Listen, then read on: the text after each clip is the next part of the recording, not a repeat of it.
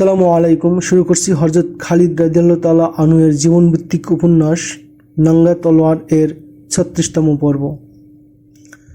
হযরত খালিদ রাদিয়াল্লাহু তাআলা আনহু অন্যান্য সেনাপতিদের সাথে মত বিনিময় করে নিজের তাঁবুতে ফিরে আসেন এবং মুজাকে জানান যে তিনি সন্ধির জন্য প্রস্তুত। তৎক্ষণাৎ সন্ধিনামা লেখা হয়। এতে বনু হানিফার পক্ষ হতে মুজা বিন মুররা এবং খেলাফতের পক্ষ হতে হযরত খালিদ রাদিয়াল্লাহু তাআলা আনহু সই করেন। এই সন্ধির একটি পয়েন্টে এই ছিল যে ইয়ামামায় কোনো লোককে যুদ্ধ অপরাধী আখ্যা দিয়ে মুসলমানরা তাকে হত্যা করতে পারবে না। মুজিয়া সন্ধিপত্র চূড়ান্ত করে ফিরে যায়। ওই দিনেই মুজিয়া ইয়ামামার দরজা খুলে দেয় এবং হযরত খালিদ রাদিয়াল্লাহু তাআলা আনহুকে শহরের নিমন্ত্রণ ভার গ্রহণ করতে আহ্বান জানানো হয়। হযরত খালিদ রাদিয়াল্লাহু তাআলা আনহু অধীনস্থ সেনাপতি ও কমান্ডারদের নিয়ে ইয়ামামার নগর প্রাচীরের প্রধান ফটকের সামনে এসে পৌঁছান। তারা প্রাচীরের উপর নজর বুলান। সেখানে একটি সৈন্যও ছিল না, কেল্লাও ছিল জনশূন্য। হযরত খালিদ রাদিয়াল্লাহু তাআলা আনহু ধারণা করছিলেন মুজা তাদেরকে যে সৈন্যের ভয় বারবার দেখায় তারা হয়তো কেল্লার অভ্যন্তরে আছে, কিন্তু কেল্লায় পা দিয়ে তিনি অবাক হয়ে যান। সেখানে সৈন্যের কোনো নাম নিশানা ছিল না। ইতস্তত মহিলা, বাচ্চা এবং বৃদ্ধরা ছিল মাত্র। একজন যুবককেও দেখতে পাওয়া যায় না। মহিলারা নিজ নিজ বাড়ির সামনে দাঁড়িয়েছিল, কতক আশেপাশের বাজারে বসা ছিল। অধিকাংশ মহিলা কাঁদছিল। তাদের কারো পিতা, কারো ভাই, কারো পুত্র, কারো স্বামী যুদ্ধে নিহত হয়েছিল। হযরত খালিদ রাদিয়াল্লাহু তাআলা আনহু মুজআকে জিজ্ঞেস করেন, সৈন্যরা কোথায় গেল? বিভিন্ন দরজা ও ঘরের ছাদে অসহায়ভাবে দাঁড়ানো মহিলাদের প্রতি ইশারা করে মুজা বলে, আপনি সৈন্যদের দেখতে পাচ্ছেন জনাব খালিদ? এরাই ওই সৈন্য যারা তীর, কামান আর বর্ষায় সুসজ্জিত হয়ে প্রাচীরের উপর দাঁড়িয়েছিল। হযরত খালিদ রাদিয়াল্লাহু তাআলা আনহু বিস্মিত হয়ে বলেন, এই নারীরা? মুজা বলে, হ্যাঁ জনাব খালিদ, শহরে সৈন্য বলতে কেউ নেই। এখানে কেবল যুদ্ধক্ষম বৃদ্ধ নারী আর শিশুরা রয়েছে। হযরত খালিদ রাদিয়াল্লাহু তাআলা আনহু জানতে চান, এরা আমাদের আক্রমণ প্রতিহত করতে পারত? নারীরা প্রতিরোধে নেমে আসতো? মুজা বলে, না ইবনে ওয়ালিদ, এটা আমার একটি চাল ছিল মাত্র। শহরের সকল পুরুষ মূল লড়াইয়ে অংশগ্রহণ করতে চলে গিয়েছিল। শহরে যুবক বলতে কেউ ছিল না। আমি নিজের গোত্রকে কৌশলে বাঁচাতে চেয়েছি মাত্র। আমি সকল নারী, বৃদ্ধ এবং বালকদের বর্মাচ্ছাদিত এবং মাথায় শিরস্ত্র পরিয়ে দিয়েছিলাম। অতঃপর তাদের হাতে তীর, তুনীর এবং বর্শা দিয়ে প্রাচীরের উপর দাঁড় করিয়ে দিয়েছিলাম। আমি নিজে বাইরে গিয়ে তাদের কৃত্রিম সৈন্যের অভিনয় দেখেছিলাম। খোদার কসম ইবনে ওয়ালিদ, আমি নিজেও ধরতে পারছিলাম না যে এরা নারী, বৃদ্ধ এবং বালকের সমন্বয়ে গঠিত কৃত্রিম বাহিনী। বরং আমার চোখেও এদেরকে নিয়মিত সৈন্যের মতো মনে হয়েছে। আমি এদের এভাবে প্রস্তুত করে আপনাকে এক নজর দেখার জন্য সুযোগ দিয়েছিলাম, যাতে আপনি আমার ফাঁদে পা দেন এবং আপনার মনে এই ধারণা বদ্ধমূল হয়ে যায় যে ইয়ামামায় বাস্তবেই অনেক সৈন্য রয়েছে। এরপর আমার পরিকল্পনার মতো সব কিছু চলে। আপনি দেখে শুনে যাচাই করে আমার ফাঁদে পা দিলেন। হযরত খালিদ রাদিয়াল্লাহু তাআলা আনহু ভীষণ ক্ষুব্ধ হন। তিনি মুজাকে এই চরম প্রতারণার সমুচিত শাস্তি দিতে পারতেন, কিন্তু যে চুক্তিপত্রে তিনি একবার স্বাক্ষর করেছেন তার কোনো শর্ত ভঙ্গ করতে তিনি রাজি ছিলেন না। হযরত খালিদ রাদিয়াল্লাহু তাআলা আনহু মুজাকে বলেন, খোদার কসম, তুমি আমার সাথে প্রতারণা করেছো। মুজা বলে, আমি আপনাকে ধোঁকা দিতে পারি, কিন্তু আমার গোত্রের সাথে গাদ্দারি করতে পারি না। আপনার তলোয়ার থেকে তাদের বাঁচানোই ছিল আমার উদ্দেশ্য। আমি তাদের রক্ষা করতে সক্ষম হয়েছি। হযরত খালিদ রাদিয়াল্লাহু তাআলা আনহু বলেন, তোমার কপাল ভালো যে আমি মুসলমান। ইসলাম কৃত চুক্তির ভঙ্গের অনুমতি দেয় না। সন্ধিপত্রে আমার স্বাক্ষর হয়ে গেছে, নতুবা আমি তোমার গোত্রের এই সকল নারীকে বাদীতে পরিণত করতাম। মুজা বলে, আমার জানা ছিল যে সন্ধিপত্রে স্বাক্ষরের পর আপনি এমনটি করবেন না। হযরত খালিদ রাদিয়াল্লাহু তাআলা আনহু বলেন, কিন্তু একটি কথা মনে রেখো ইবনে মুররা, আমার সন্ধি কেবল ইয়ামামা শহরবাসীদের জন্য। আশপাশের অঞ্চলের লোক এর আওতাধীন নয়। ইয়ামামা শহরের কোনো ব্যক্তিকে আমি যুদ্ধাপরাধী আখ্যা দিয়ে হত্যা করব না ঠিকই, কিন্তু ইয়ামামার বাইরে যাকে আমি হত্যার যোগ্য বলে মনে করব তার মস্তক ধরায় লুটাতে আমি সন্ধিপত্রের তোয়াক্কা করব না। ধর্মান্তরিতের হেডকোয়ার্টার ছিল ইয়ামামায়। হযরত খালিদ রাদিয়াল্লাহু তাআলা আনহু মুজাহিদ বাহিনীর বুলডোজার দিয়ে তা ভেঙে গুঁড়িয়ে ধূলিসাৎ করে দেন। ভণ্ড নবীকে নিপাত করে তার মরদেহ শহরের অলিগলিতে পরিদর্শন করানো হয়। মুসাইলামার ভক্তদের বলা হয়, সত্যিকার অর্থে তোমাদের নবীর কাছে অলৌকিক শক্তি কিংবা মজিজা থাকলে 40,000-এরও বেশি সৈন্যের এমন শোচনীয় পরাজয় মাত্র 10,000 সৈন্যের হাতে হতো না। মুসলমানরা ইয়ামামার অলিগলিতে ঘোষণা করতে থাকে, বনু হানিফা নারীদের ভয় নেই, তাদেরকে বাদী বানানো হবে না। শহরের অভ্যন্তরে কোনো পুরুষ, শিশু কিংবা নারীর উপর হাত তোলা হবে না। মুসাইলামা আস্ত ভণ্ড এবং প্রতারক ছিল। সে তোমাদেরকে ধোঁকার জালে বন্দি করে তোমাদের ঘর বাড়ি আজ বিরান করে গেছে। ভয়, আতঙ্ক আর মৃত্যু ইয়ামামাকে গ্রাস করে ফেলেছিল। মহিলারা শহর থেকে বাইরে বের হতে রীতিমতো ভয় পাচ্ছিল। এ ভয় ও আতঙ্ক মুসলমানদের কারণ ছিল না, স্বজনদের বিভৎস লাশ চোখে পড়ার ভয়ে তারা আতঙ্কিত ছিল। নগর প্রাচীরে দাঁড়িয়ে তারা শহরের বাইরের দৃশ্য দেখার চেষ্টা করছিল। চিল, শকুন আর নেকড়েবাঘের ভয়ঙ্কর আওয়াজ তারা শুনতে পাচ্ছিল। হিংস্র ও বন্য প্রাণীগুলো রণাঙ্গনে পড়ে থাকা মৃত সৈন্যদের লাশ খাচ্ছিল। ইয়ামামা ও তার আশেপাশের অঞ্চলের লোকেরা এত বিপুল প্রাণহানির কথা ইতিপূর্বে কখনো শোনেনি, কোনোদিন দেখেনি। এটা গজব নাজিল হওয়ার মতো ছিল। ঘরে ঘরে শোক আর মাতম চলে। এই ভয়ঙ্কর পরিস্থিতিতে মানুষ সেই অদৃশ্য শক্তির উদ্দেশ্যে সেজদাবনত হতে আকুলি বিকুলি করছিল, যিনি তাদের উপর এভাবে গজব নাজিল করেছেন। মুসলিম বাহিনীর মাঝে তখনও অনেক হাফেজ ও কারি সাহাবা ছিলেন। তারা লোকদেরকে কোরআন শরীফ তেলাওয়াত করে বুঝিয়ে দিতে থাকেন যে তাদের বিনাশকারী গায়েবী শক্তির উৎস কিবা কোথায়। ঐতিহাসিকদের অভিমত, বনু হানিফার যারা যুদ্ধে পরাস্ত হয়ে পলায়ন করেছিল তাদের সংখ্যা 20,000-এর মতো ছিল। তারা এদিক ওদিক আত্মগোপন করার মাধ্যমে লাপাত্তা হয়ে যায়। মুসলমানেরা খুঁজে খুঁজে তাদের ধরে আনতে থাকে। তারাও ছিল রীতিমতো ভীত ও আতঙ্কিত। অনেকে অনুতাপ এবং অনুশোচনায় দগ্ধ হতে থাকে, কেননা তারা এমন এক ভণ্ডনবীর হাতে বাইয়াত হয়ে নিজেদেরকে ধ্বংসের মুখে ঠেলে দিয়েছে, যে তাদেরকে এই কথা বলে প্রতারিত করছিল যে খোদা তাকে এমন এক শক্তি দান করেছেন যার ফলে বিজয় তাদেরই হবে আর মুসলমানরা নিচ্ছিন্ন ও ধ্বংস হয়ে যাবে। দ্বীনের তাবলীগ এবং ইসলামের ব্যাপক পরিচয় দেওয়ার প্রয়োজন হয় না তাদের। অধিকাংশই স্বতঃপ্রণোদিত হয়ে ইসলাম গ্রহণ করে। বনু হানিফার নেতৃত্বের প্রশ্নে মুজা বিন মুরারা মুসাইলামার স্থলাভিষিক্ত ছিল। গোত্রের লোকদের গণহারে মুসলমান হতে দেখে সে এটা ভেবে আশ্বস্ত হয় যে হযরত খালিদ রাদিয়াল্লাহু তাআলা আনহুর অন্তরে তার প্রতি যে অসন্তুষ্টি রয়েছে এতে নিশ্চয়ই তার অবসান হবে। বনু হানিফার লোকেরা বানের ঢালের মতো হযরত খালিদ রাদিয়াল্লাহু তাআলা আনহুর কাছে বাইয়াত হতে আসতে থাকে। হযরত খালিদ রাদিয়াল্লাহু তাআলা আনহু তাদের মধ্য হতে নেতৃস্থানীয় কিছু লোকের সমন্বয়ে একটি প্রতিনিধি দল গঠন করেন এবং খলিফাতুল মুসলিমিনের হাতে বাইয়াত হওয়ার জন্য তাদের মদিনায় প্রেরণ করেন। এ যুদ্ধে হযরত খালিদ রাদিয়াল্লাহু তাআলা আনহুকে চড়া মূল্য দিতে হয়। প্রাচীন নথিপত্র এবং অন্যান্য সূত্রের বরাতে অনুমতি হয় যে বিশাল এক সেনাবাহিনীর বিরুদ্ধে জয়লাভের আশা হযরত খালিদ রাদিয়াল্লাহু তাআলা আনহুর অন্তরে অত্যন্ত ক্ষীণ ছিল। তিনি সম্পূর্ণ আল্লাহ তাআলার উপর আস্থা এবং নিজের সমর যোগ্যতার বলে লড়েছিলেন। তার মেরুদণ্ড ক্লান্তিতে নিস্তেজ হয়ে গিয়েছিল। ইয়ামামা যুদ্ধের ভয়াবহতার অনুমান এভাবে করা যেতে পারে যে এ যুদ্ধে বনু হানিফার 21,000 সৈন্য প্রাণ হারিয়েছিল। আহতদের সংখ্যা ছিল গণনার বাইরে। এর বিপরীতে মুজাহিদ বাহিনীর শহীদের সংখ্যা ছিল 1,200।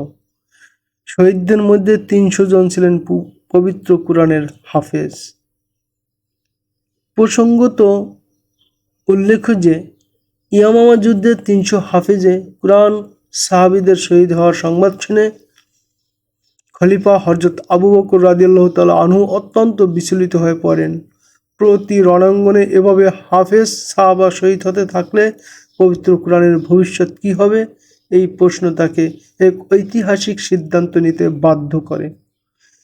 তিনি লিখিত আকারে কোরআন সংরক্ষণের প্রতি মনোযোগী হন এবং রাষ্ট্রীয়ভাবে কাজটি সম্পন্ন করতে কাতেবে ওহী হযরত যায়েদ বিন সাবিত রাদিয়াল্লাহু তাআলা আনহু এর কাঁধে এর গুরুদায়িত্ব অর্পণ করেন যে তিনি পবিত্র কোরআনের অরক্ষিত ও বিক্ষিপ্ত মূল কপি এক ফাইলে জমা করে সংরক্ষণ করবেন।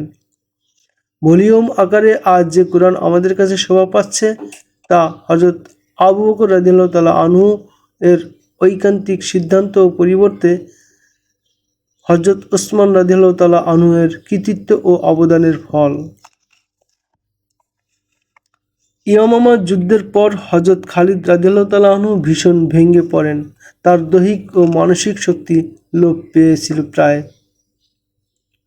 লায়লা তার অবসন্ন শরীরে শক্তি যোগাতে চেষ্টা করেন, তাকে প্রবোধ দেন, ভেঙে পড়তে দেন না, তার মানসিক শক্তি জাগিয়ে তোলেন।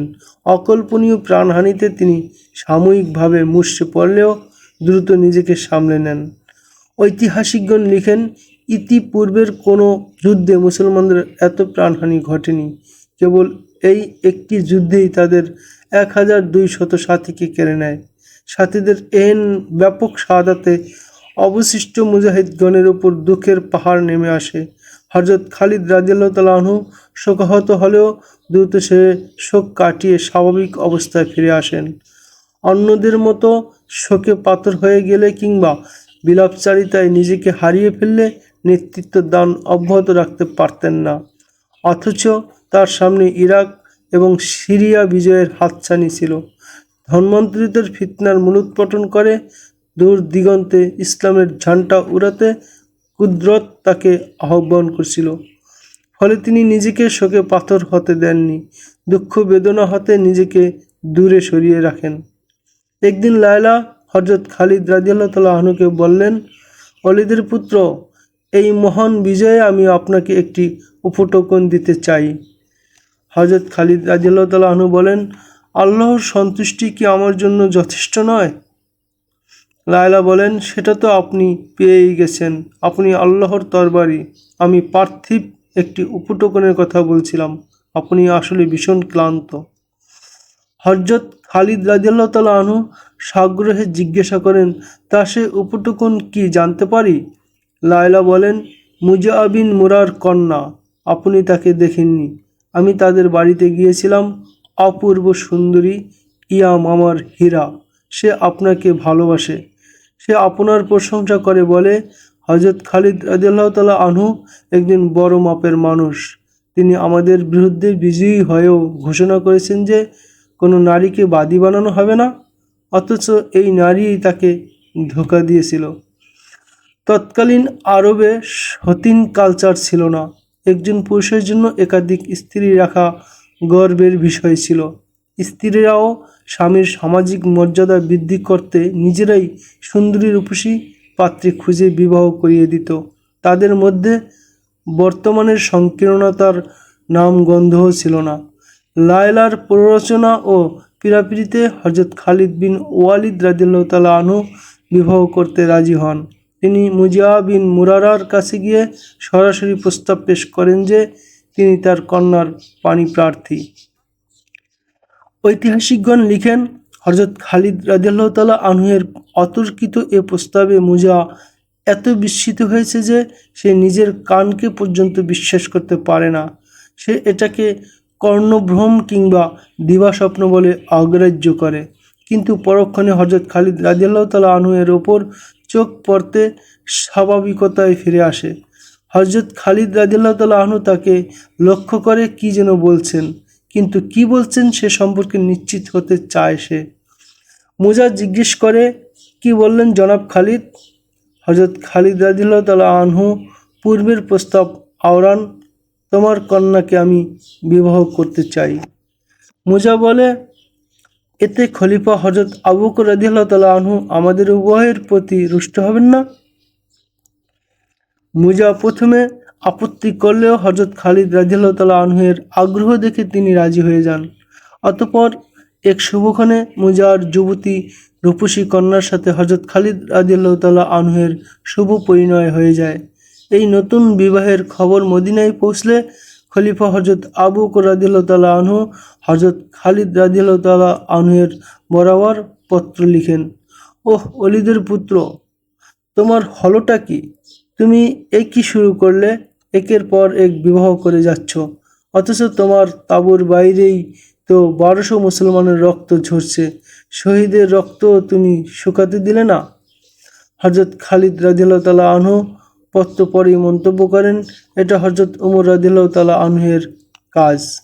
মোট কথা, ব্যাপারটা বেশি দূর গড়ায় না, পত্রযোগে ভর্ৎসনার মাধ্যমেই শেষ হয়ে যায়।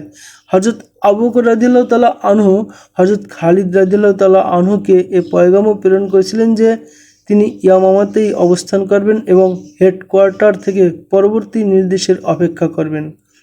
হযরত খালিদ রাদিয়াল্লাহু তাআলা আনহু খলিফার নির্দেশ মোতাবেক মুজার কন্যা এবং লায়লাকে নিয়ে ইয়ামামার নিকটবর্তী ওবার উপত্যকায় যান এবং সেখানে তাঁবু স্থাপন করে অবস্থান করতে থাকেন। দীর্ঘ 2 মাস পরে তিনি পরবর্তী নির্দেশ পান। 633 খ্রিস্টাব্দের ফেব্রুয়ারি মাসের প্রথম সপ্তাহ, 11ই হিজরির জিলকদ মাসের শেষ লগ্ন। এ সময়ে খলিফা হযরত আবু বকর রাদিয়াল্লাহু তাআলা আনহুর সাথে এক বিশেষ সাক্ষাতে মদিনায় এক ব্যক্তির আগমন হয়। তিনি নিজেকে মুসান্না বিন হারেস নামে পরিচয় প্রদান করেন। খোদ খলিফা এবং মদিনাবাসীর নিকট তিনি অতি সাধারণ বরং একজন অপরিচিত বলে প্রতিপন্ন হন। এ জাতীয় লোক কোনো বাদশাহের দরবারে গেলে নিঃসন্দেহে তাকে সেখান থেকে গলা ধাক্কা দিয়ে বের করে দেওয়া হতো।